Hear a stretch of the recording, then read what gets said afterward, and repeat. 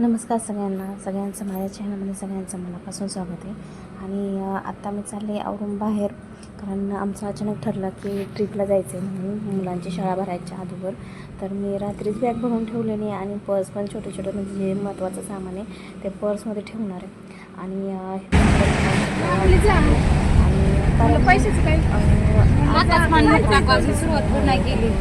आत्ताच म्हणजे आम्ही इलेक्ट्रिक गाडी केली व्हाईट कलरची, आणि त्यामध्ये आम्ही फक्त चौघी जाणार होतो. तर सांगलीत थांबलो आम्ही थोड्या वेळ पोरांना काहीतरी खायला घ्यायला, कारण इथून परत पुढचा प्रवास आम्हाला नॉनस्टॉप करायचा होता आणि लवकर पोचायचं होतं. त्यामुळे लवकर पोचलं तर लवकर माघारी येईल. तर भरपूर दिवसातनं म्हणजे मी सातारला भरपूर दिवसातनं चाललेले, आणि त्यानंतर मी माझ्या मैत्रिणीच्या घरी जाऊन ड्रेस घातला, कारण आमच्या इथं साडी नाही म्हणजे ड्रेस नाही चालत आहे. तर मग मैत्रिणीकडे गेले, तिथं ड्रेस चेंज केला आणि त्यानंतर सातारला आलो. तर आम्ही सातारापासून म्हणजे सातारा जवळ आला आहे, तो ब्रिजच्या पलीकडे गेले की सातारा, म्हणजे साताऱ्यात आम्ही एंट्री केली. आणि खूप वर्षानंतर मी अशी सातारमध्ये आली आहे, कारण आलते मी सातारामध्ये, पण त्याला 2-3 वर्ष तर नक्कीच झाले असतील. आले, थोड्या वेळ थांबले की लगेच माघारी गेले मी, कारण ताईने नवीन घर घेतलेलं, ताईच्या घराच्या वास्तुशांतीला मी आलते. आणि त्यानंतर त्याच्यावर आत्ताच आले मी, आणि आम्ही चाललो आहे आता डायरेक्ट. म्हटलं आम्हाला इथून अजिंक्यतारा दिसत होता, तर आम्हाला वाटलं की अजिंक्यताऱ्यालाच जायचं आहे. पण नंतर पुढे गेल्यावर आणि पुढचा प्रवास सुरू होणार होता. आणि त्यानंतर मी साताऱ्यामध्ये तशी 2-2.5 वर्ष राहिली असेल मी, आणि खूप आठवण येते साताऱ्याच्या. आणि भरपूर दिवसातून आली ना तर सगळं वेगवेगळं दिसत होतं.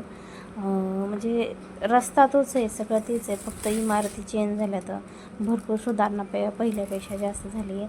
आणि त्यानंतर आम्ही अजिंक्यताऱ्यावर न जाता आम्ही चाललो डायरेक्ट ठोसेघरला.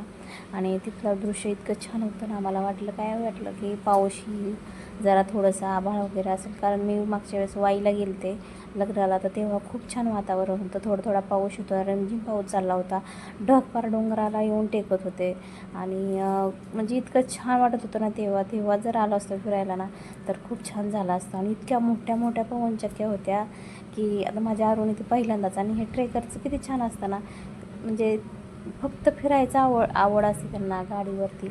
आणि त्यानंतर आम्ही थोडंसं इथं फोटोशूट केलं, आणि इतक्या मोठ्या पवनचक्क्या होत्या ना, आरुने माझ्या फक्त मोबाईलमध्येच बघितलेला.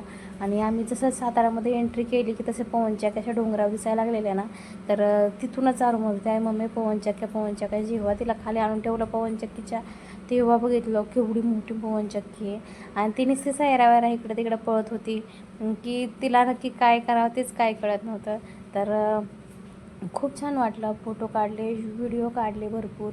आणि म्हणजे आम्हाला तसं वाटलं एक दिवस मुक्कामच करायला पाहिजे, पण तेवढं काय शक्य नाही आहे. तर खूप जास्त मोठी पवनचक्क्या होत्या इथं भरपूर जास्त. आणि आम्ही आता ठोसेघरला जाणार आहे, तर तिथं पण आता पाऊस आहे का नाही काय माहिती. वारं इतकं भरमसाठ होतं ना वारानं खूप जास्त वारं होतं, आणि एकदम गार वारं. पण आम्ही पावसाची वाट बघत होतो, मनापासून पावसाची वाट बघत होतो, पाऊस काय आलाच नाही.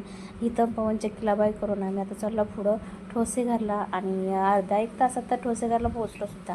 आणि ठोसेघरला आम्ही आलो. मी ह्याच्या अगोदर पण एकदा ठोसेघरला येऊन गेली आहे, माझ्या ताईबरोबर आलते, पण तेव्हा पाऊस होता, रिमझिम होता, गार वारं होतं. आणि असं ठोसेघरला जिथून धबधबा वाहतो तिथून अशा तुषारवरती उडत होते पांढरं शुभ्र दिसता. आता काय माहीत कसं होतं आहे, कारण पाऊस नाही ना, सगळं वाळलं आहे बघा, माती वगैरे फक्त इतकी जास्त लागलेली. तर म्हटले एंट्री करायच्या आधी थोडंसं काहीतरी खाऊन द्यायला पाहिजे, कारण बारीक लहान पोरं येतं. मग एका हॉटेलमध्ये आम्ही बसलो, इतकं महाग इथं, खूप जास्त महाग, वडापाव 20 रुपयाला. तर तिथून नंतर नाश्ता केल्याच्या नंतर आम्ही तिकीट काढायला गेलो. तिकीट काढलं, एका माणसाला 50 रुपये तिकीट होतं. आणि फक्त जे मोठ्यांचे आहेत त्यांचेच फक्त म्हणजे हे होते, आणि ठोसेघर धबधबा त्याच्या आम्ही त्या नावाचे इथं आम्ही फोटो वगैरे काढले, आम्ही सगळ्यांनी फोटो काढले. आणि त्यानंतर पुढचं आम्ही चालायला लागलो, तर आरूला 2 माकडं दिसली तिथं. तर माकडं इतकी क्यूट होती, नुकतीच अशी मला वाटतं आहे 8-10 दिवस झालं जन्मलेली असताना. आणि ते मकाचं कणीस खात बसलेली. माझ्या आरूला ना इतकं छान वाटत होतं की, कारण तिला पहिल्यांदाच मी घराच्या बाहेर आणलेली की असं फिरायला वगैरे. तिला काय आजोळ, मुरुम, फलटण आणि जिंती एवढं 3च गावं माहिती आहेत ना, तिला बाहेर कधीच कुठं नेलं नव्हतं. तर तिथून पुढं मग आम्ही असं चालत वगैरे गेलो. आणि मला ना खरंच पावसाची म्हणजे असं वाटत होतं की पाऊस पडावा म्हणून, कारण ही तर पावसातच मजा आहे, असं येण्यात काही मजा नाही. तर तिथून पुढं परत आम्ही गेलो, पण एवढं काय म्हणजे बघण्याजोगं नव्हतं बरं का. मला तर नाही काही म्हणजे एवढं नाही काही केलं, कारण मागच्या वेळेस आम्ही आलतो तेव्हा खूप जास्त पाऊस होता, धुकं पडल्यागत होतं. आणि आरूला कारण तिला सांगत होते, मला भीती वाटत होती की म्हणजे कसं जास्त वगैरे पाणी घेणे असलं काय तर. पण खूप जास्त खाली चालत गेल्याच्या नंतर ना आम्ही आलो धबधब्यापाशी. आणि त्यानंतर आम्ही खाली गेलो. खाली बघितलं सगळीकडे हिरवागार हिरवागार होतं. थोडं थोडं म्हणजे झाडातून अशा ते ह्याच्यातून थेंब गळत होते, कारण पाऊस नक्की मागच्या आठवड्यात येऊन गेला.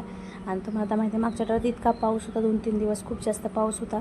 आणि त्याच्यानंतर ना परत म्हणजे ते होऊन गेलं आणि ते पाऊस पडत होता. पण हिथं आत्ता ह्या शहराला पाऊस नव्हता. आम्ही फोटो वगैरे काढले सगळं.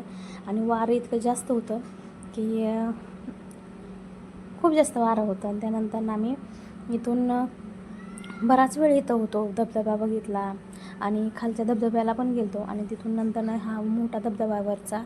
आणि त्यानंतर आणि एकदम आतुरतेने वाट बघत होतो आम्ही. म्हणजे इतकं छान वाटत होतं ना, खूप छान वाटत होतं. फक्त थोडासा पाऊस असायला पाहिजे होता. पावसाची उणीव भासत होती. आणि त्यानंतर फोटोशूट केले आम्ही, फोटो काढले, भरपूर फोटो काढले, सगळ्यांचे फोटो काढले, व्हिडिओ काढले, आसपासचे सगळे हिरवेगार व्हिडिओ काढले.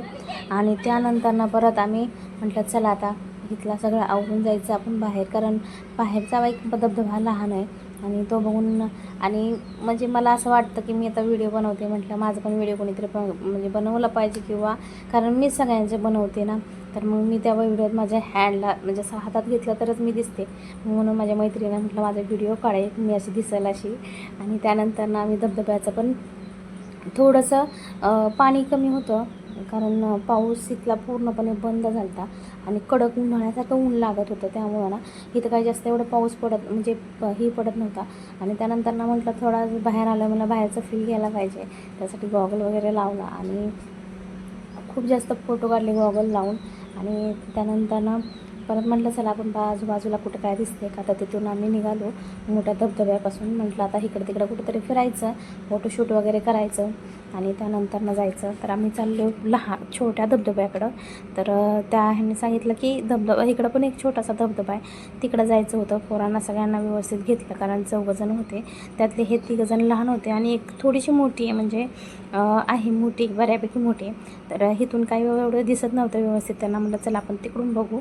तर तिकडून बघितल्याच्या नंतर खूप छान दिसताना तर आम्ही थोडेसे असे आलो बाहेर. इतकी झाडं सगळीकडं, जिकडं बघावं तिकडं झाडं. आणि त्यानंतर म्हणजे फक्त तिथनं थोडंसं खाली उतरून द्यायचं नाही, काही नाही. मग आलो छोट्या धबधब्यापाशी. हा धबधबा आम्हाला वाटलं मी पहिल्यांदा इथंच आलो असतो तर ना बरं झालं असतं, कारण तिथं फीलच येत नव्हता इतकं छान. इथं खूप छान वाटत होतं. थोडंसं पाणी खाली होतं आणि माझ्या आरूची घाई चाललेली की गुहेत जायचं. तर मग थोडंसं पाणी पडत होतं गुहेत, म्हणजे गुहेत आतमध्ये जाताना. आणि आम्ही आतमध्ये गेलो. मला थोडीशी भीती वाटत होती, कारण थोडंसं असं पाण्याच्या आतमध्ये ना मला पाण्याची भीतीच वाटते खूप जास्त. तर त्यानंतर आम्ही थोडंसं आलो आणि त्यानंतर आणि आम्ही गेलो आतनं. तर पाणी असं धबधब्याचं असं छान पडत होतं, पण आतमध्ये येत नव्हतं. आम्हाला भिजायचं होतं. आम्हाला भिजण्यासाठी इतका अट्टहास केला, पण काय त्याचा उपयोग नाही त्यातनं. पण आतमध्ये येताना खूप कमी पाणी पडत होतं आणि खूप कमी म्हणजे पाणीच नव्हतं पडत तिथं, फक्त चिखल झाला होता. आणि त्यातून आम्ही परत बाहेर गेलो. पण मागच्या वेळेस आम्ही आलो इतकं पाणी होतं ना, तिथं आतमध्ये यायला रस्ता बंद होता. पण आत्ता मला ना आतमध्ये येऊन बघितलं, भारी वाटलं बरं का. फक्त थोडंसं चिखल होता, बाकी काहीच नव्हतं. आणि त्यानंतर कारण आम्ही कपडे आणलेली चेंज करायला, छत्री घेऊन आलते मी, आरूचे 3 ड्रेस घेऊन आलते, पण त्याचा काहीच उपयोग होणार नव्हता. आणि परत थोडासा व्हिडिओ काढला आणि आरूचं चाललेलं की थोडंसं भिजायचं. पण इथं भिजायला ऑप्शनच नव्हता, कारण कसं पूर्ण ताराचं कंपाऊंड होतं आणि भिजताच येणार नव्हतं तिला. आणि तर गुहेत जाताना थोडंसं पाणी अंगावरती पडलं. तर म्हटलं छोट्या धबधब्याला आता बाय बाय करावं, आता पुढल्या रस्त्याला म्हणजे पुढं जावं. आणि त्यानंतर आम्ही आता आलो आहे बाहेर. थोडासा मग पुढच्या प्रवासाला सुरुवात करायला पुढल्या प्रवासाला सुरुवात करायची आपण. तर भेटूया पुढल्या व्हिडिओमध्ये. आणि व्हिडिओ जर आवडला असेल तर नक्की सबस्क्राईब करा आणि लाईक करायला पैसे लागत नाही तर लाईक पण करा. आणि चला भेटूया पुढल्या व्हिडिओमध्ये. आणि पुढं पण जायचं आहे आपल्याला. आता व्हिडिओ खूप मोठा होईल त्यासाठी मी काय सगळं एकाच व्हिडिओमध्ये दाखवणार आहे. तर चला बाय, भेटूया पुढल्या व्हिडिओमध्ये.